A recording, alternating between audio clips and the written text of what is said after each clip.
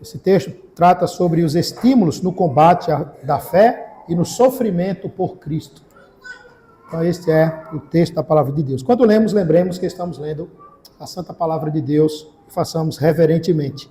Diz assim: Tu, pois, filho meu, fortifica-te na graça que está em Cristo Jesus. E o que de minha parte ouviste através de muitas testemunhas, isso mesmo transmite a homens fiéis e também idôneos para instruir a outros. Participa dos meus sofrimentos como bom soldado de Cristo Jesus. Nenhum soldado em serviço se envolve em negócios desta vida, porque o seu objetivo é satisfazer aquele que o arregimentou.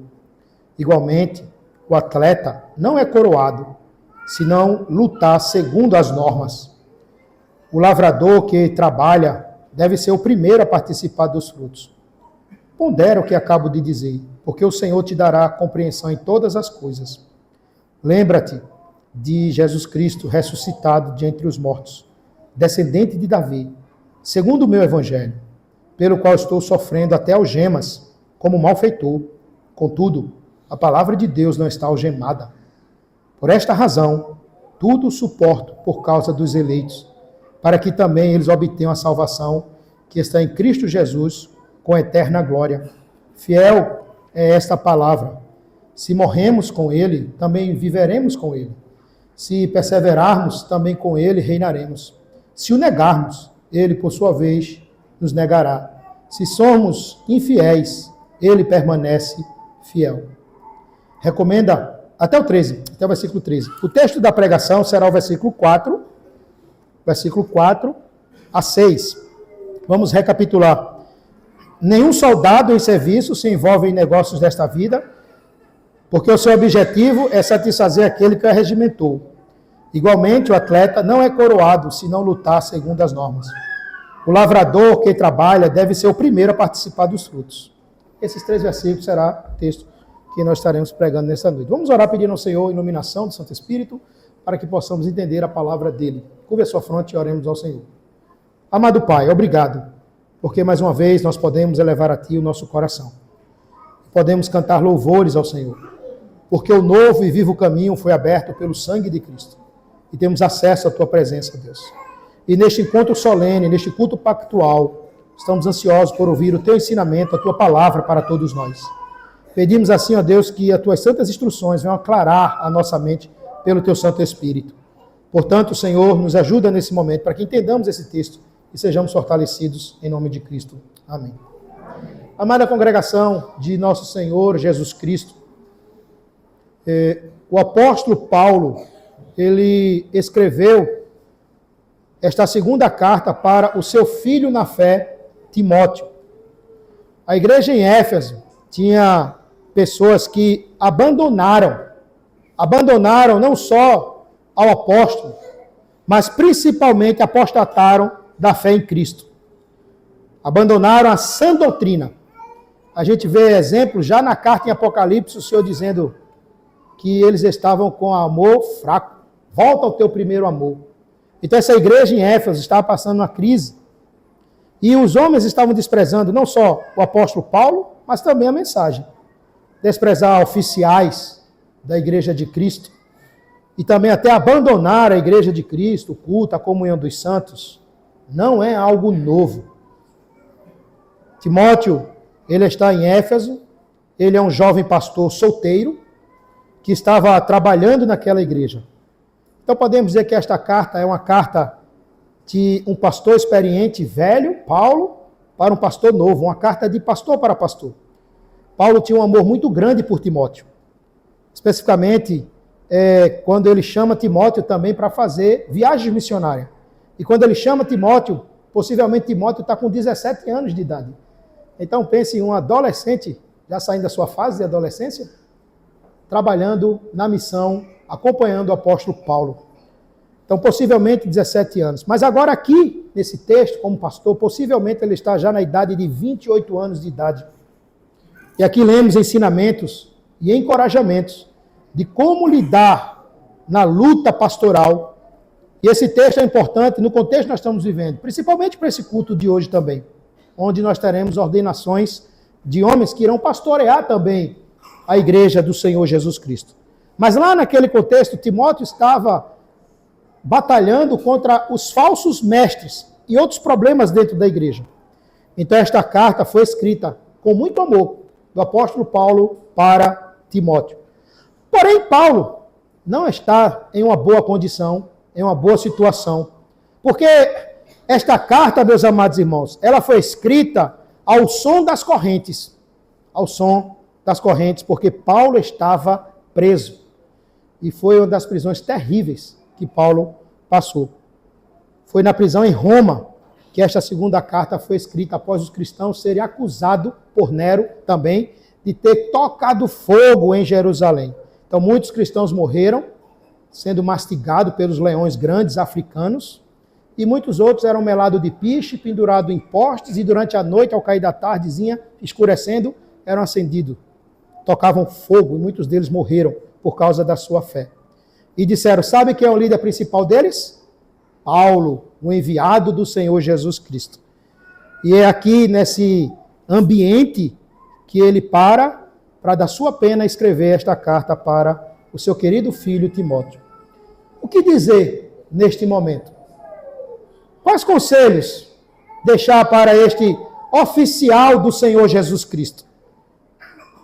O que temos em mãos, irmãos, são o direcionamento do Espírito Santo, que usou o apóstolo Paulo para trazer conselhos para Timóteo, para ele ser um bom oficial de Cristo na igreja dele. Já velho, ele está pressentindo aqui que o fim da sua vida está próximo. Ele diz que o seu sangue será derramado como oferta de libação, como era o líquido do sacrifício derramado. Ele fala de sua partida, já está próximo à sua partida, e a ideia aqui é de um navio que larga as suas amarras e issa as velas rumo ao alto mar. Essa é a sensação que o apóstolo está tendo. Então, como bom soldado de Cristo no combate, ele está chamando a atenção de Timóteo para isso. Ele está desarmando, então, já a sua tenda, dobrando ela e guardando e fechando assim, e terminando o seu acampamento. É isso que está em 2 Timóteo.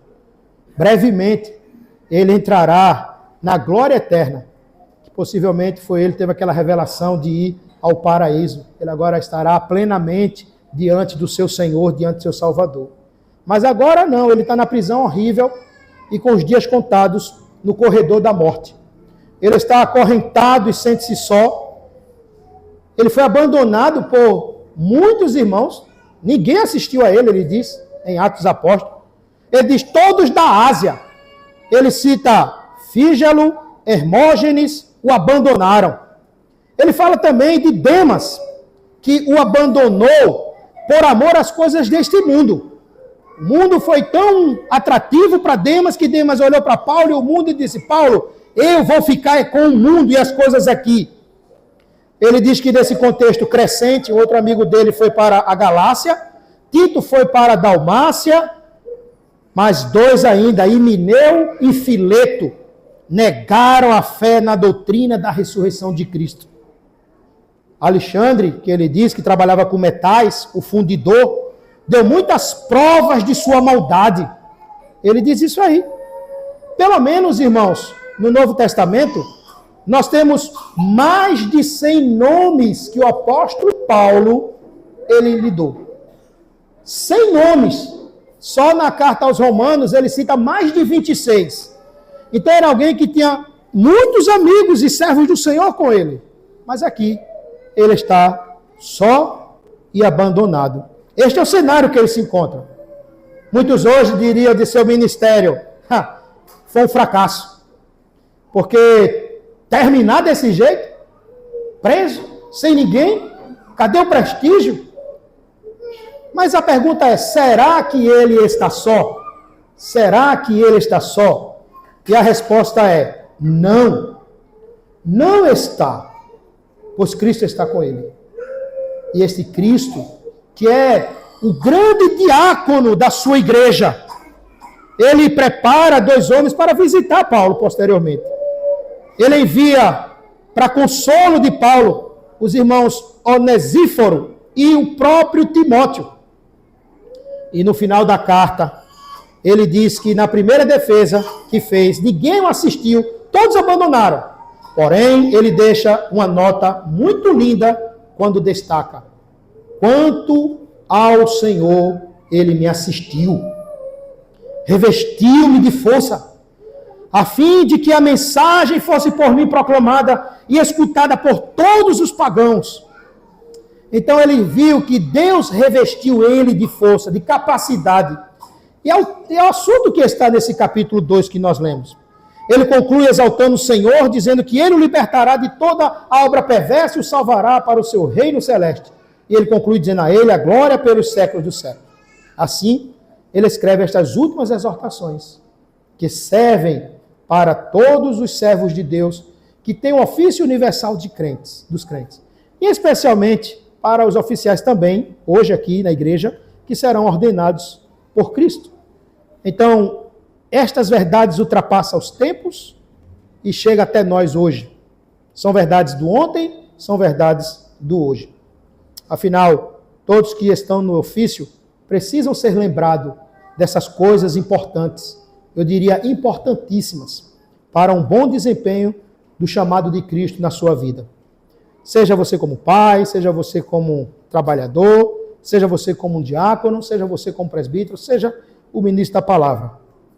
Nesse texto nós vemos cuidado, Paulo trazendo, ensino sobre o preparo, a importância de planejamento, a importância da disciplina, a importância da paciência e nunca esquecer do Cristo ressuscitado, do Cristo vivo que nos usa para cuidar da sua amada noiva. Então, baseado nesse texto, a palavra de Deus, irmãos, o tema da pregação de hoje é: a graça do Senhor nos capacita para servi-lo. A graça do Senhor nos capacita para segui-lo. E nós vamos ver esta verdade ilustrada em 3 figuras do nosso texto.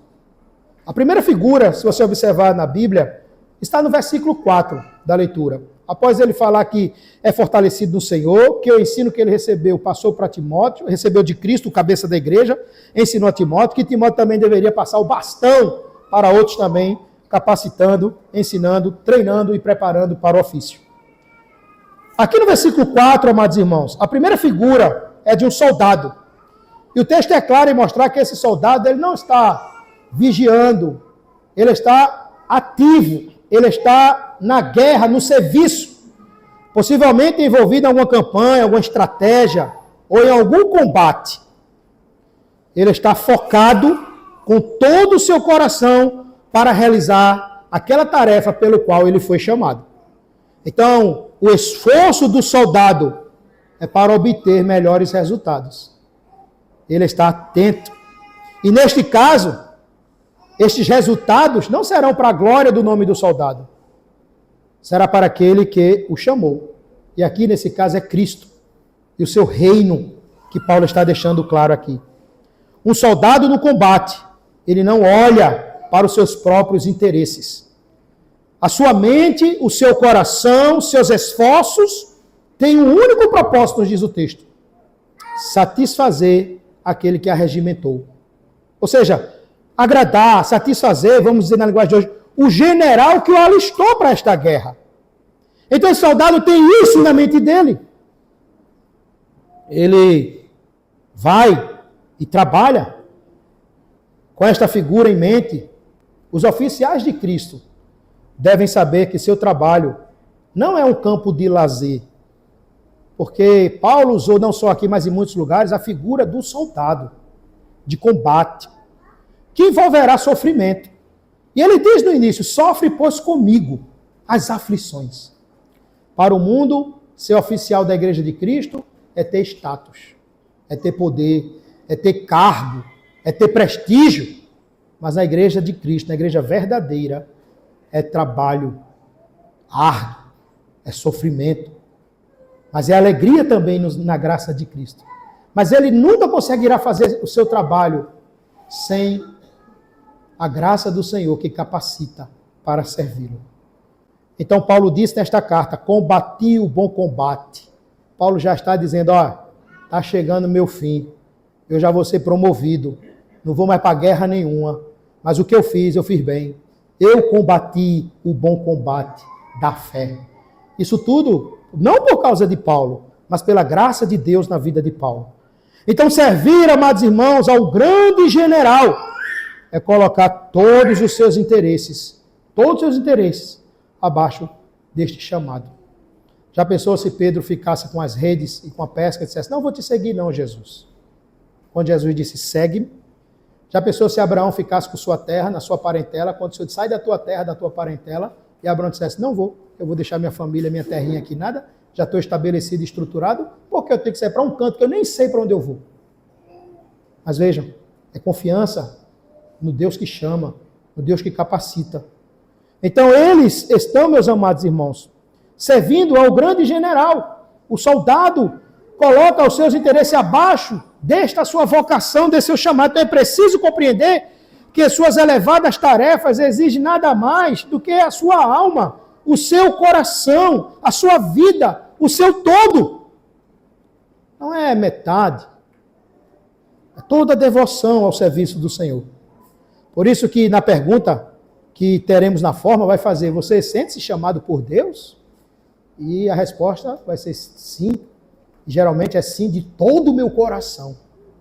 Então é todo o coração flamejante colocado na mão do Senhor para ser usado na sua obra. Amados, que exista uma santa paixão no dever e de encher o seu coração para servir a noiva do Cordeiro. É o maior privilégio de um mortal.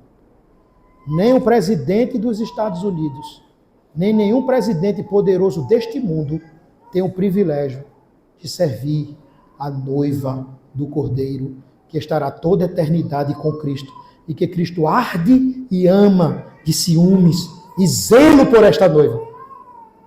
Então, seu chamado não é para agradar a homens, não é. Não é para agradar a igreja, nem mesmo a igreja, mas é para agradar aquele que a regimentou, para agradar a Cristo. Vocês servirão e trabalharão para Cristo, como nós também, como igreja. Servimos para agradar a Cristo e não aos homens, aquele que nos arregimentou, que nos convocou. É claro que vocês terão que cuidar da família, do sustento dela, terão que trabalhar bastante. Paulo fala sobre isso também em outra carta.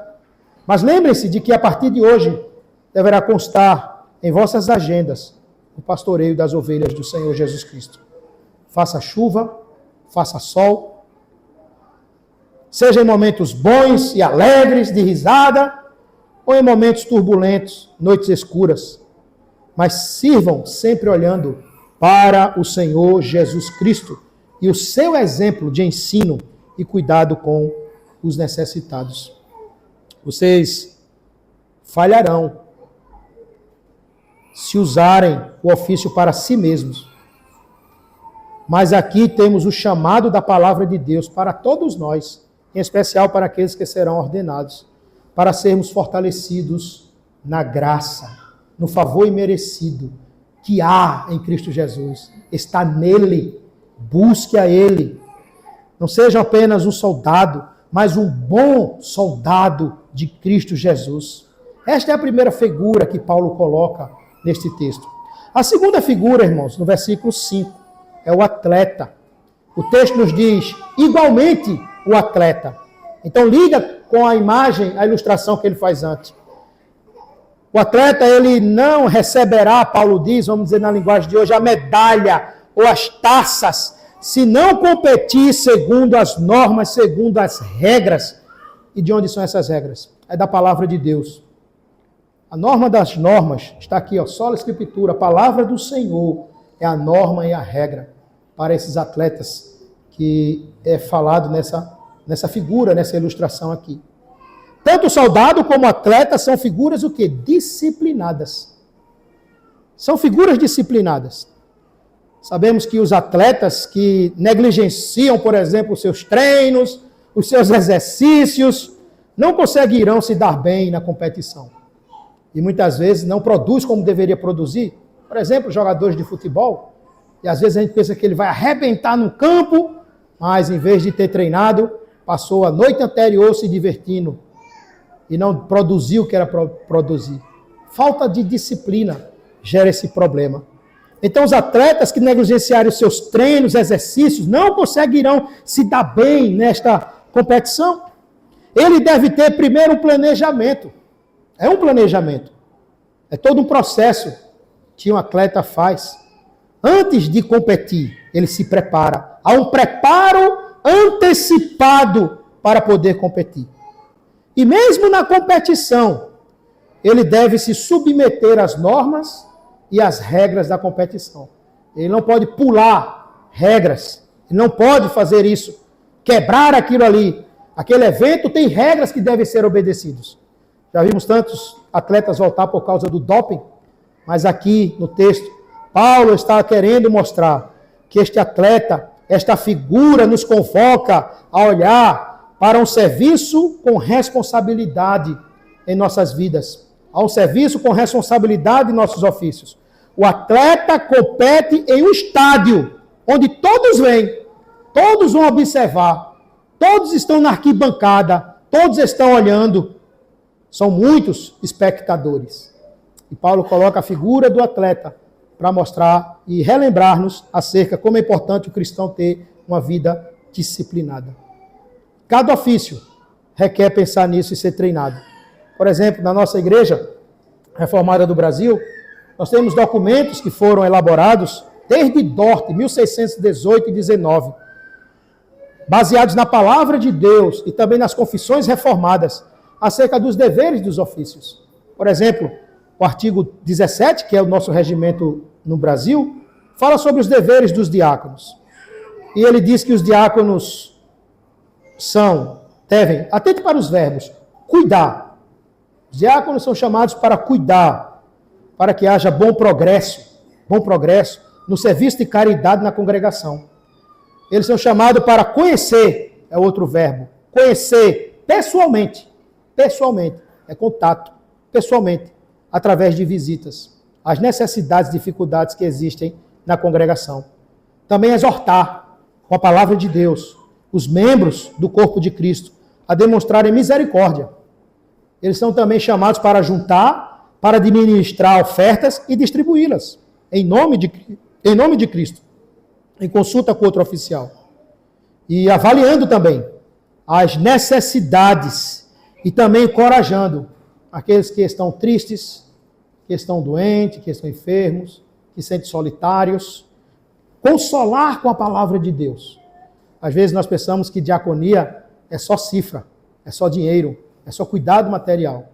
Mas diaconia é Cristo usando homens para trazer consolo espiritual para a vida daqueles aflitos e aqueles que estão descorajados, desconsolados. Com a palavra de Deus, não com palavras de autoestima, palavras humanas, de psicologia de homens, mas com a palavra de Deus, aqueles que receberam doações do amor de Cristo. E também promover. Então ele é um promotor, um diácono é um promotor, a promover por palavras e também por atos. Não só por palavras, mas por atos. A união do Espírito Santo que a congregação goza na mesa do Senhor. Então veja que ministério maravilhoso que veio do cabeça a Cristo como diácono. E todos nós como crentes temos a alma diaconal.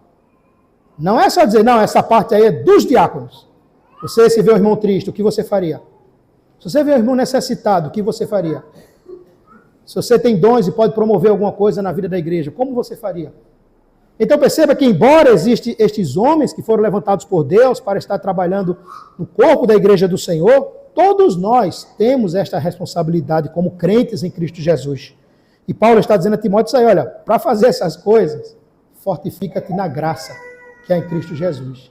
Não tem como Timóteo ou qualquer liderança, né, estar firme na obra do Senhor se de fato eles não dependem da graça de Deus na sua vida. Mas o artigo 16 também, como hoje teremos também os presbíteros, né? Vamos ler aqui um pouco e destacar alguns pontos, para não ficar só com os diáconos. Mas, acerca dos presbíteros, fala sobre, veja os verbos, supervisionar. Ter uma supervisão, a visão bem ampla mesmo, enxergar direitinho mesmo. Detalhes, que às vezes o membro na igreja entra e sai e não nota, mas o presbítero tem que ter aquele olhar de snipe. Ele tem que ver observando se alguma ovelha está triste, se alguma ovelha está angustiada, se faltou aos cultos. Então, supervisionar a igreja de Cristo, junto com o ministro da palavra, para que cada membro se comporte em doutrina e vida, conforme o Evangelho. Fala sobre cuidar da pregação da palavra de Deus. É um dos deveres dos presbíteros. Cuidar dos cultos, da administração dos sacramentos. Cuidar disso, quem ceia, como acontece, do ensino, do evangelismo. Fazer fielmente visitas nas congregações. Fazer visita nas congregações, exercer a disciplina cristã para que o sacramento não seja profanado. Zelar como mordomo da casa de Deus, para que tudo seja feito com boa decência e boa ordem, e auxiliar os ministros da palavra com bons conselhos. E também supervisioná-los em doutrina e vida. Podemos ouvir mais coisas ainda, e ouviremos quando tivermos a leitura da forma para ordenação. Então, o oficial, como atleta, ele deverá trabalhar segundo as normas e gastar muita energia e ser bem disciplinado por causa da palavra de Deus. Fortificar-se na graça que é em Cristo Jesus é o chamado desse texto para todos aqueles que querem servir no ofício. E isso aqui indica leitura constante da palavra de Deus, conhecer bastante a palavra do Senhor, a vida de oração, participar dos cultos solenes em gratidão ao Senhor, participar dos sacramentos, se envolver na comunhão dos santos, quando acaba o culto, estar com os irmãos, ouvi-los, conversar, senti-los. A terceira e última figura, irmãos, é do agricultor. Veja o versículo 6 do texto que lemos nesta noite. O trabalho de um agricultor não é fácil. Não é fácil. Requer muita energia. Requer muita atenção. E atenção para o momento certo, para plantar e para colher. Porque se perder esse momento, esse time, possa ser que a coisa não dê certo. Também ter paciência. Faz parte da vida do agricultor. Agricultor impaciente morreria logo do coração. Agricultor é um homem paciente. O trabalho do agricultor é um trabalho árduo, mas é diferente da do atleta. Veja que Paulo fala aqui, o atleta corre nos estádios, o povo está vendo e tal, para receber a coroa de louros. Mas o agricultor é nos bastidores. O trabalho do agricultor é anônimo. Até hoje. Ninguém foi no supermercado e disse, eu quero aquela maçã que está com o nome de José. Eu quero aquela melancia que está com o nome de Severino. Eu quero aquele melão que tem ali cravado o nome do agricultor. Não existe isso nos frutos. Não existe. Não vemos seu nome nos frutos que são colhidos, comercializados. Simplesmente compramos maçãs, uvas, bananas, legumes, raízes, etc. Mas por detrás, há alguém que trabalhou arduamente e cuidou para que pudéssemos, pela graça de Deus, ter esse alimento em nossas mesas. Claro que, em última instância, é o nosso Deus que faz brotar da terra as coisas. É o nosso gracioso Deus, tudo é dele. Mas o lavrador trabalha lá dentro do mato, no anonimato, e acorda cedo, bem cedinho, e sem ninguém estar lá filmando, ou com grandes espectadores olhando, aplaudindo. Não há arquibancada na figura do agricultor. Não há. Mas Paulo está dizendo isso para Timóteo, usando essa figura para trazer esse rico ensino para a vida daqueles que trabalham no ofício na casa de Deus. Ele acorda cedo, ele vai trabalhar o solo para receber as sementes, plantas, ele vai lá plantar a semente, ele aduba a terra, ele rega as plantações, espera Deus mandar chuva no seu arado. Ele limpa ali as ervas daninhas, porque com o tempo vai crescendo, mata ervas daninhas, pragas, ataque de pragas. Ele coloca a mão no arado, ele se suja. Ele não olha para trás. Quem põe a mão no arado, Paulo diz, não pode olhar para trás. Então ele limpa essas ervas. Isso não envolve tanta emoção. como soldado que está na guerra, como atleta que está correndo, está recebendo a sua taça, é algo nos bastidores, mas que ele também está fazendo para a glória de Deus, está fazendo para a glória do Senhor. E qual é o resultado da ação do agricultor? Não está em seu poder. Não está em seu poder, meus amados irmãos. Ele não pode dar vida à semente. Ele não pode, meus amados, controlar o tempo. Então ele precisa ser paciente. E precisa confiar de que aquilo que ele fez poderá ter resultado. Tiago disse o seguinte: sede, pois, irmãos, pacientes, até a vinda do Senhor. E sabe o que Tiago usa? O lavrador. Eis que o lavrador aguarda com paciência o precioso fruto da terra, até receber as primeiras e últimas chuvas. Ele aguarda. Agora, o lavrador que é preguiçoso não vai colher. Provérbios 24:4 diz: o preguiçoso não lavra por causa do inverno. Está no inverno, está frio. Ainda está escuro, não clareou. Pelo que na cega vai procurar e não vai encontrar nada. É o famoso ditado: quem planta, colhe. Provérbios 24:30 e 31. O autor deste provérbio diz: olha, passei pelo campo do preguiçoso e junto à vinha do homem falto de entendimento. E no versículo 31, e eis que tudo estava cheio, foi de espinho, a sua superfície coberta de urtigas, e o seu muro de pedra em ruínas, caído. Porque aquilo foi abandonado, e tudo que é abandonado cai, vai ruir. Tiago 1,25 diz: mas aquele que considera atentamente a lei perfeita, a lei da liberdade, e nela persevera, não sendo ouvinte e negligente, mas operoso, mas praticante, esse será bem-aventurado no que realizar. Tiago 1, versículo 25. É isso, irmãos. Paulo diz estas verdades inspirado pelo Espírito Santo a Timóteo. E ele ensinou com essas figuras, para não sair bem da mente daquele jovem pastor. E Timóteo seguia estas verdades. Interessante que o nome Timóteo significa honrando a Deus. Honrando a Deus. E diz a tradição que ele foi um homem tão fiel ao Senhor que uma vez teve um problema com os pagãos de idolatria, que ele quis parar uma procissão e algo assim. E aí amarraram ele e levaram pela cidade de Éfeso até ele morrer, e apedrejaram ele, e ele morreu por causa do evangelho, da palavra do Senhor. Então Timóteo, Paulo está dizendo: olha isso, pensa nisso, no significado de tudo isso. Deus vai te capacitar, Deus vai te fazer entender isso. Primeira coisa, Timóteo, verso 8, lembra que Jesus ressuscitou dos mortos. Eu estou perto de morrer, estou para partir, mas Cristo ressuscitou dos mortos de acordo com o evangelho que eu prego. A graça que fortalece o crente vem desta grandiosa obra, irmãos. É como se Paulo estivesse fechando com chave de ouro, levando Timóteo a observar a ressurreição dos mortos em Cristo Jesus. Lembra-te. É uma palavra tão moderna hoje, né? Anamnese. Esta palavra que Paulo usa aqui.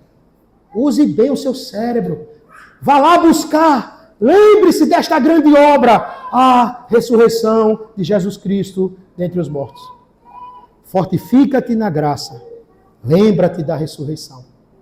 Que fundamento é para a vida de qualquer oficial, de qualquer crente na obra do Senhor. Ele ressuscitou dos mortos, é Ele que nos fortalece. Paulo conclui, versículos 9 em diante, dizendo que eu estou preso, vou sofrer, mas a palavra de Deus não. Ela não está presa, ela não está indefesa. O Evangelho despedaça todos os obstáculos que o mundo põe em seu curso. Paulo tem correntes, mas a palavra pregada não tem correntes. Então o poder de Deus, através da palavra de Deus, sendo pregada, está operando eficazmente. O Evangelho vai abrir os caminhos. Versículo 10 em diante, ele encerra, declarando este fundamento mais uma vez, para a disposição de sofrer. Jesus Cristo foi ressuscitado entre os mortos e está vivo. Ele sim que é o descendente de Davi, ele está vivo. A palavra de Deus não está acorrentada. Por isso, ele sofre por causa dos eleitos, por causa do povo de Deus, com a finalidade de que eles também alcancem a salvação em Jesus Cristo e glória eterna. Concluindo, ser oficial da Igreja de Cristo não é um chamado para assumir um cargo ou ter privilégio, é um chamado para sofrer por amor a Cristo. Da mesma forma, cada crente em Jesus Cristo deve olhar para estes irmãos que hoje serão ordenados, incluí-los em suas orações. Orem por eles. Apoiem com palavras bíblicas edificantes, por causa do trabalho que realizarão em vosso meio. E respeitem e os honrem, porque o cabeça da igreja os chamou em todo esse processo que nós fizemos, e cremos nisso. Então, por causa do ofício que receberão hoje de Cristo, eles devem ser considerados em alta estima, como diz a palavra de Deus. E aí, meus irmãos, devemos sempre crer nessa fidelidade do Senhor para com o seu povo. A conclusão é sobre a obra de Cristo. Paulo disse: se morremos com ele, viveremos. Se perseverarmos, também com ele reinaremos. Mas se o negarmos, ele, por sua vez, nos negará. Se somos infiéis, ele permanece fiel, pois de maneira nenhuma pode negar-se a si mesmo. Amém.